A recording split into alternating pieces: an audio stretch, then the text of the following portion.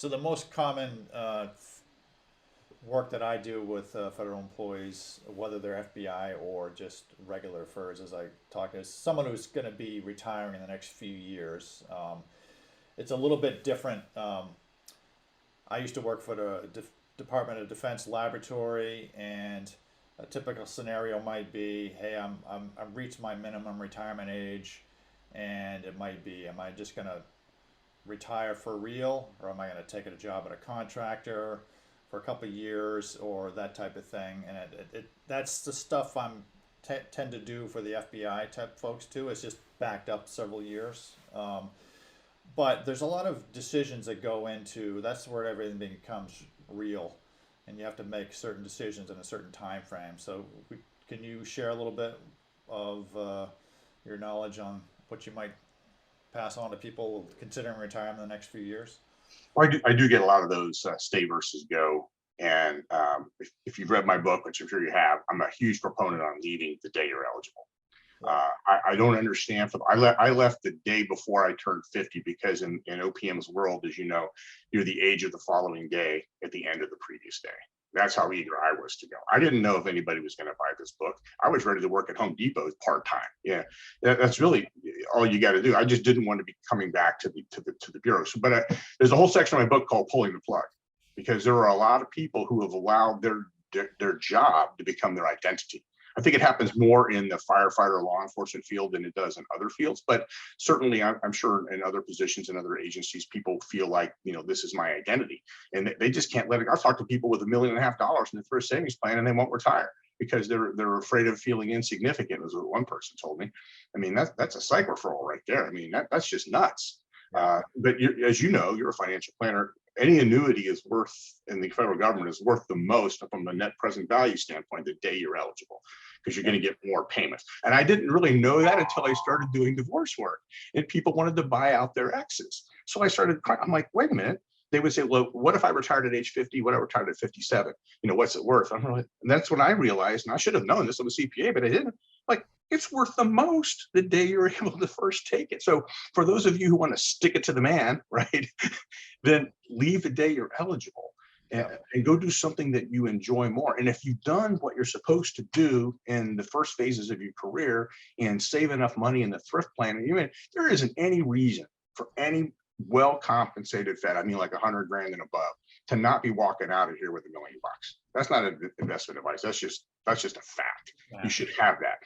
And again, not investment advice, not a promise of future returns, but I mean, if you've got $1 million in your thrift plan, even conservatively invested, can throw off, and I won't use the number so we don't get in trouble with anybody, but it'll throw off enough money that I believe that if you, on an after-tax basis, that plus your pension and your retirement supplement that you get, the special retirement supplement, is going to give you the same amount of money in most cases if you stayed working. In fact, in my book, there is an example for the law enforcement book of a person with I think it was $750,000 in thrift plan with the numbers I had in the book, having more money on an after-tax basis than if they stayed working.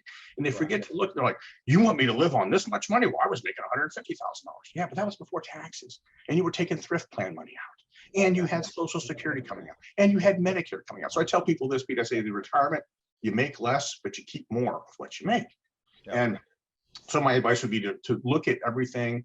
First of all, this is the second time you sit down, at least with, if not more, with a financial planner and say, can I do this? I like the TV commercials, can I do this? Sit down and examine your TSP account, examine your pension. And depending on your age, you can see in my book, I call the TSP a 401k, a donkey 401k. It's a 401k created by the government.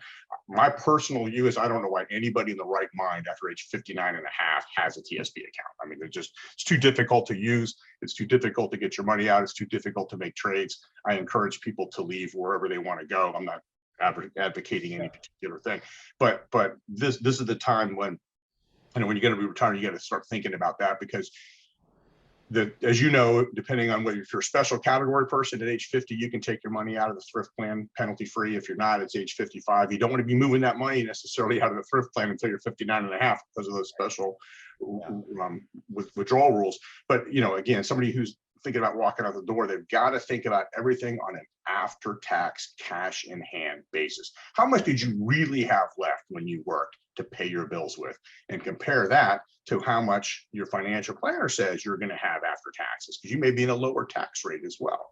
Or you may live in a state that doesn't tax federal pensions. And many of those states that don't tax federal pensions also don't tax the TSP withdrawal. So it's very interesting to put together. And you realize, even if you were a little short, let's just say your financial analyst has you $500 a month short, in other words, making $500 less per month than working. I guarantee you, if I didn't have to go work 40 or 50 hours a week, I could find $500 in my budget. So you need to have those milestones, and you need to have a professional tell you this is how much you're going to be short. Or in most cases that I deal with, here's how much you're going to have more. You're going to retire and have more money. But the big thing, again, a longer answer than you may be looking for, is the mentality of the thrift plan. It's very hard to get people to pull the money out. It's like, well, my pension's, $4,000 a month. I can't live on $48,000 a year. Well, I'm not telling you to live on $48,000 a year. Yeah. You have your thrift plan. That's going to provide a monthly amount of money, hopefully for as long as you live. Well, I can't touch that. That's the thrift plan. Dude, you were saving for 25 years or 30 years for the sole and express reason of emptying that account or using that account. So that is part of it. You've seen the little, pyramids, right? You've got your FERS benefit, you've got your TSP and Social Security. I mean, it's a three-legged stool, and you got to use all three legs. So once people realize that it's okay if your thrift plan balance 10 years later is maybe not as much as it was when you left, it's there to provide what CSRS took away, the clearly superior retirement system, right? CSRS. You didn't have that market risk of having to invest in the thrift plans. Getting a little astray, but you got to make sure that when you're looking to walk out the door, you can afford to do it, and go do something fun. If you just retire, and this is what I tell my I don't say clients, because I don't do retirement work, but I tell people, if you retire and you just sit on your butt, you'll be dead in 5 years. You got to have something to do, and it doesn't have to be for money. I have a lot of people a lot of my friends, they volunteer. They're swinging hammers at Habitat for Humanity. They're on boards of directors of local nonprofits. They act as the treasurer for their church, or whatever. You can still use your skills and be active. You got to challenge your brain. You got to move your body. So retirement to me isn't Dell Web community. And to me, retirement is just doing something else with your skill set, maybe something that you enjoy, not as many hours a week, maybe not with the nasty commute, and just relax a little bit, enjoy life, still be productive, making a few dollars, justify some of your, nutty expenses when you're retired.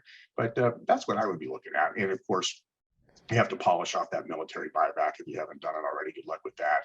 And if you've been through a divorce, give yourself about a year before OPM adjudicates your case. You've got to really, really save a boatload of money to live on while you're waiting for your claim to be adjudicated.